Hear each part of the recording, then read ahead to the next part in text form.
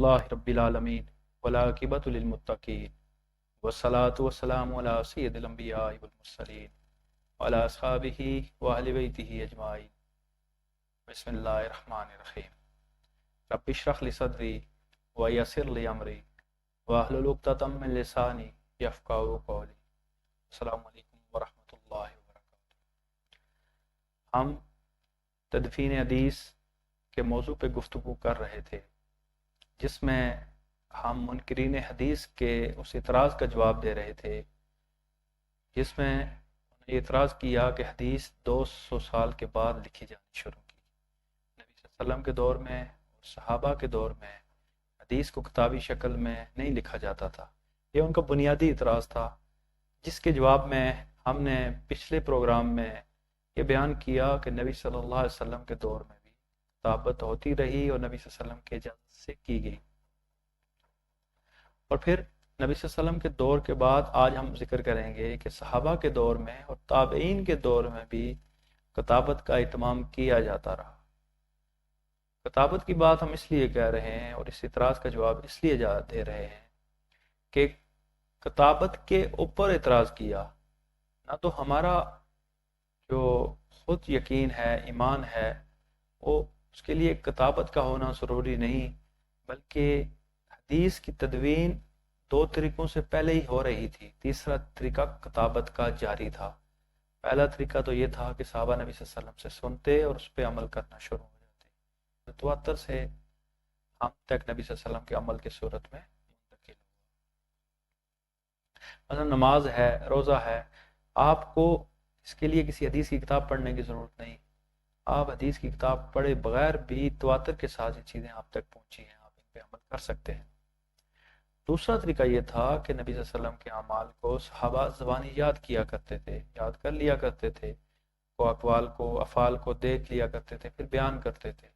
اور یہ عربوں کے اندر یہ طریقہ صدیوں سے رائج تھا۔ تو آج ہم اس بنیادی اعتراض کا جواب دیتے ہوئے کتابت کی بات کر رہے ہیں، جس کے پہلے مرحلے میں ہم نے نبی صلی اللہ علیہ وسلم کے دور میں کتابت کے بارے میں بات کی، اور آج ہم صحابہ کے دور میں اور اس کے بعد تابعین کے دور میں کتابت کے اہتمام کے بارے میں مختصر گفتگو کریں گے کہ ایک تو تعامل امت بھی جاری تھا، تواتر بھی جاری تھا، لیکن اس کے ساتھ ساتھ لکھا جاتا رہا، لکھنے کا اہتمام بھی کیا گیا۔ سب سے پہلی مثال جو میں آپ کے سامنے مسند امام احمد بن حنبل میں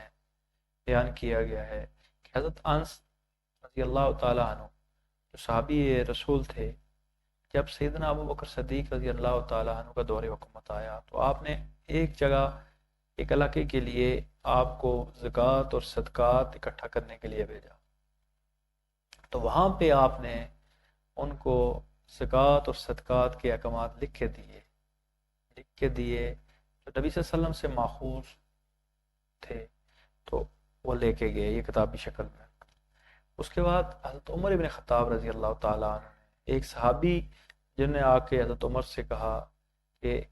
اے عمر، یہ بھی مسند میں امام احمد بن حنبل میں یہ واقعہ ذکر ہے کہ عمر مجھے نبی صلی اللہ علیہ وسلم کی کچھ سنتیں تحریر کر کے دیں، تو حضرت عمر نے ان کے لیے تحریر کا اہتمام کیا۔ ان صحابی کا نام عقبہ بن فرقد تھا، ان کو حضرت عمر نے کچھ سنتیں تحریر کر کے دی۔ پھر حضرت علی رضی اللہ تعالیٰ عنہ،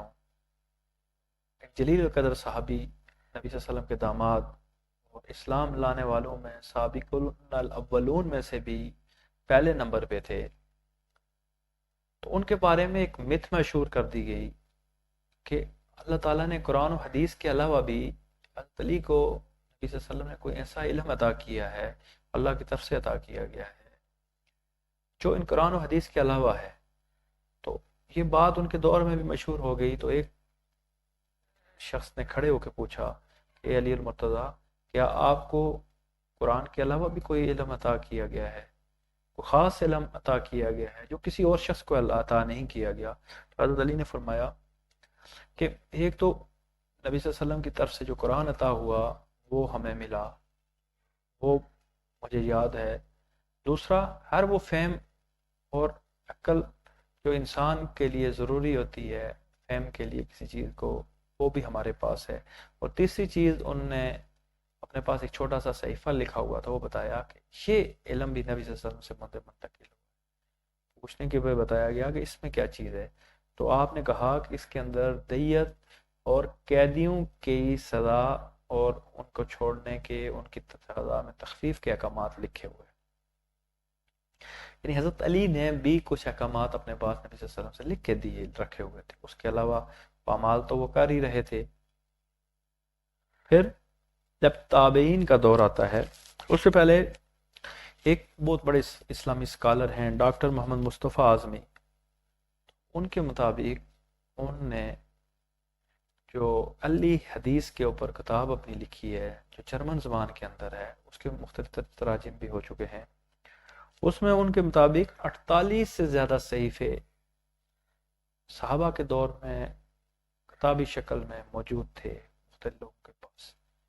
آج کے دور کی طرح وہ پرنٹنگ کا سسٹم تو نہیں تھا کہ وہ لوگوں کے پاس ہوتے، مخطوطوں کی شکل میں وہ ہوتے تھے، ہاتھ سے لکھے ہوئے ہوتے تھے، جو بعد میں مختلف کتابوں کا حصہ بن گئے اور آج معدوم ہو گئے بہت سے، لیکن بہت سے موجود ہیں. پھر سمرہ بن جندب رضی اللہ تعالیٰ عنہ، حضرت ابو رافع رضی اللہ تعالیٰ عنہ، صحابہ میں جو بیان کر رہا ہوں، ابو موسیٰ اشعری رضی اللہ تعالیٰ عنہ، ان کے پاس بھی اپنے مجموعے، کیونکہ پڑھے لکھے صحابہ میں سے تھے، تحریر شدہ موجود تھے جس میں نبی صلی اللہ علیہ وسلم کے اعمال اور اقوال لکھے ہوئے موجود تھے. پھر ایک صحیفہ صادقہ، صحیفہ امام ابن منبع کے نام سے مخطوطے کی شکل میں موجود تھا، جو مسند امام احمد میں پورے کا پورا موجود ہے پہلے سے ہی، لیکن مخطوطے کی حالت میں دریافت کیا گیا ڈاکٹر حمید اللہ صاحب نے، اور اس کو پبلش کروایا 20ویں صدی کے اندر، اور آج وہ بھی موجود ہے، جس میں حضرت ابو ہریرہ کے شاگرد حمام ابن منبع کی بیان کی روایات جو انہوں نے خود تحریر کی تھی وہ موجود ہیں، اس لیے ان کا نام حمام ابن منبع کے نام پہ رکھا گیا. یہ وہ مخطوطے یا یہ وہ تھے جو صحابہ کے دور میں تیار کیے گئے. تو میں بیان کر رہا تھا کہ ڈاکٹر محمد مصطفیٰ اعظمی کے مطابق 48 سے زیادہ صحیفے صحابہ کے دور میں لکھے جا چکے تھے. ان کے نام بھی انہوں نے ایک 250 سے زیادہ صحیفے حضرت تابعین کے دور میں اس وقت لکھے ہوئے موجود تھے. ابھی یقین کریں کہ اب یہ سوچنے کی بات ہے کہ منکرین حدیث کا جو اعتراض ہے، جو صرف ہمارے نوجوانوں کو گمراہ کرنے کے لیے ہے، جن کے پاس وہ اتھینٹک نالج نہیں ہوتا کہ کیا کام صحابہ کے دور میں کیا گیا اور کیا کام تابعین کو کیا گیا کے دور میں کیا گیا، ان کو یہ کہا جاتا ہے کہ نبی صلی اللہ علیہ وسلم کے 200 سال کے بعد حدیث کی کتابیں لکھی گئیں. یہ تحقیق اگر ان کے سامنے غور کریں، اگر اس پر ریسرچ کریں، تو تابعین کے دور میں 250 سے زیادہ آپ کے لکھے جا چکے تھے صحیفہ جات. اور حضرت عمر ابن عبدالعزیز کا ذکر کریں یہاں پہ مناسب ہوگا کہ انہوں نے اپنے دور حکومت میں، جب وہ پہلے مدینہ کے گورنر تھے، جب وہ خلیفہ بننے سے پہلے وہ مدینہ میں گورنر تھے. یہ کوئی 65-66 ہجری کا واقعہ ہے. تو آپ نے مدینہ کے اندر ایک محدث تھے، بہت بڑے محدث تھے، جن کا نام محمد بن مسلم بن شہاب الزہری رحمۃ اللہ علیہ ہے، جو امام مالک کے استاد بھی تھے. ان کو کہا کہ آپ مختلف مجموعہ جات روایات کو اکٹھا کریں، جمع کریں، جو مختلف مخطوطوں میں، مختلف کتابچوں میں یا مختلف لوگوں کے پاس موجود ہیں. تو انہوں نے ایک صحیفہ اپنے دور میں ایک مجموعہ جمع کیا حدیث کا، جس میں مدینہ کے اندر بیان کی گئی، تو مدینہ کے جو محدثین تھے جو حدیث بیان کر رہے تھے یا لکھ رہے تھے، وہ ساری کی ساری شامل ہوتے. یہ عمر ابن عبدالعزیز نے جب حکمران بنے، یہ 98 ہجری یا 99 ہجری میں، 101 ہجری میں ان کی وفات ہو گئی تھی. تو اس وقت انہوں نے ایک سرکولر جاری کیا، اپنا منشور جاری کیا، اور مختلف گورنرز کے نام خط لکھے، جن میں ان کو کہا گیا کہ آپ کے علاقے میں جو حدیث کی کتابچے موجود ہیں ان کو اکٹھا کریں، کمپائل کریں اور ان کو لکھیں اور مرکزی حکومت کو بھیجیں. یہ اب عمر بن عبدالعزیز نے کمپائل کرنے کا کام ان کے دور میں شروع ہوا، جو بعد میں بخاری، مسلم ابن ماجہ، ترمذی، نسائی اور موطا امام مالک، ان کی صورت بعد میں کتابی شکل میں آیا۔ اس سے پہلے عمر ابن عبدالعزیز نے کمپائلیشن جب بکھرے ہوئے صحیفوں کو اکٹھا کرنا شروع کر دیا تھا۔ اب آج جو ہمارے پاس حدیث کی کتابیں ہیں وہ انہی صحیفوں سے جو صحابہ کے دور میں لکھے گئے تھے انہی کی کمپائل کی ہوئی شکل میں ہمارے پاس موجود ہے۔ 200 سال کے بعد لکھی ہوئی چیز نہیں ہے، یہ مختلف مخطوطوں کی شکل میں لکھے ہوئے وہ صحیفے ہیں جو اس کے بعد اکٹھے کر کے کمپائل کر دیے گئے۔ عمر ابن عبدالعزیز نے حکم پہ جو مجموعے جمع کیے گئے ان میں سے مشہور جو مجموع ہیں ان کا میں ذکر یہاں پہ کروں گا۔ سب سے پہلے جو مجموعہ صحیفہ لکھا گیا وہ قاضی ابو بکر محمد بن عمرو بن حزم ابن حزم رحمۃ اللہ علیہ، بڑے تابعی تھے، ان کا لکھا ہوا صحیفہ ہے جس میں آپ نے حدیث کمپائل کی، اکٹھی کی اور وہ مرکزی حکومت کو ارسال کی عمال۔ پھر دوسری خاتون محدثہ ہیں اور ان کا مقام اتنا بلند ہے کہ بڑے بڑے محدثین ان سے پڑھا کرتے تھے۔ انہوں نے ایک اپنا کتابچہ مقرر کیا، حدیث کے اندر ان کا بڑا مقام تھا۔ امرہ بنت عبد الرحمن، انہوں نے کتابچہ مقرر کر کے تحریر کر کے حضرت عمر بن عبدالعزیز کو ارسال کیا۔ پھر اس کے بعد قاسم بن محمد بن ابو بکر جو حضرت ابو بکر صدیق کے پوتے تھے، محمد بن ابو بکر کے صاحبزادے تھے، جو مشہور تابعین کے اندر جو فقہاء سبع کے 7 فقہاء مشہور تھے ان میں سے ایک مشہور فقیہ بھی تھے اور محدث بھی تھے، بڑا علمی مقام ہے ان کا۔ تو انہوں نے اپنا ایک کتابچہ تحریر کیا اور وہ بھی مرکزی حکومت کو بھیج دیا گیا۔ اب ہم نے مختصراً کچھ تابعین کے دور میں اور صحابہ کے دور میں موجود کتابچوں کا ذکر کر دیا کہ کتابت ہوتی رہی لیکن پرائرٹی حافظے کے ذریعے منتقل کرنا تھا اور عمل کرنا تھا۔ اس لیے عام نوجوان کو اس چیز کا پتہ نہیں کہ سنت یا حدیث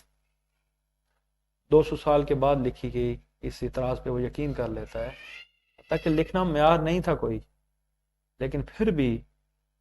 عربوں کے اندر لکھنے کا کوئی رواج بھی نہیں تھا، پھر بھی اہتمام کیا گیا لکھنے کا۔ اور پھر جو آج کتابچے ہمارے پاس کتابی شکل میں ہیں ان کتابچوں کے اندر وہی مجموعہ جات جو تابعین کے دور میں 250 سے اوپر پہنچ چکے تھے، وہی مجموعہ جات ان کتابچوں میں تحریر کر کے کمپائلیشن کر کے وہ شامل کر کے آج ہمارے پاس کتابوں کی صورت میں موجود ہے۔ انشاءاللہ آج کی گفتگو آپ کو پسند آئی ہوگی۔ حجت حدیث پہ اور اصول حدیث کے مختلف پہلوؤں پہ انشاءاللہ مزید پروگرام آپ کی خدمت میں پیش کریں گے۔ وما علینا الا البلاغ۔